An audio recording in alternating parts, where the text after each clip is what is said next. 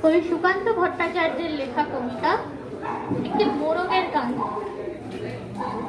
একটি মোরগ হঠাৎ আশ্রয় পেয়ে গেল বিরাট প্রাসাদের ছোট্ট এক কোণে, ভাঙা প্যাকিং বাক্সের গাদায় আরো দু তিনটি মুরগির সঙ্গে। আশ্রয় যদিও মিলল, উপযুক্ত আহার মিলল। সুদীর্ঘ চিৎকারে প্রতিবাদ জানিয়ে গলা ফাটালো সেই মোরগ ভোর থেকে সন্ধ্যে পর্যন্ত। তবুও সহানুভূতি জানালো না সেই বিরাট শক্ত ইমারত। তারপর শুরু হলো তার আস্থা করে আনাগোনা। আশ্চর্য, সেখানে প্রতিদিন মিলতে লাগলো ফেলে যাওয়া ভাত, রুটি, চমৎকার প্রচুর খাবার। তারপর একদিন আস্থা করেও এলো অংশীদার, ময়লা ছেঁড়া ন্যাকড়া পরা দু তিনটে মানুষ।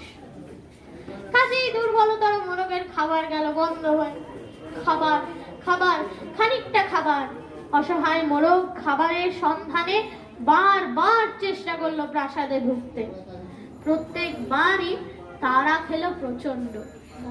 ছোট্ট মোরগ ঘাড় উঁচু করে স্বপ্ন দেখে, প্রাসাদের ভেতর রাশি রাশি খাবার। তারপর সত্যি সে একদিন প্রাসাদে ঢুকতে পেল।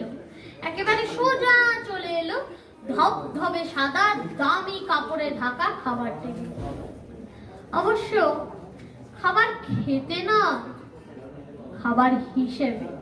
ধন্যবাদ।